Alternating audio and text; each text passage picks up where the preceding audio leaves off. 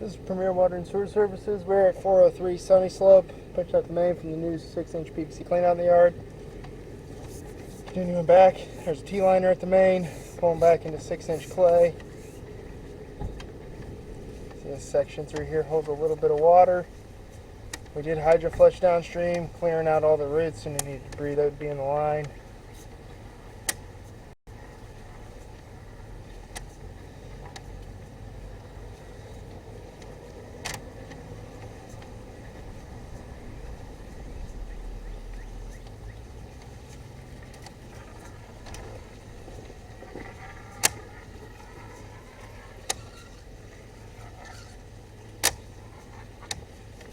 We're back at our PVC connection downstream. There's our clean out. Going upstream, there's our connection upstream.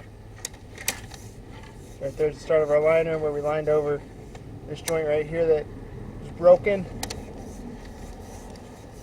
There's our transition where it goes to 4-inch cast iron.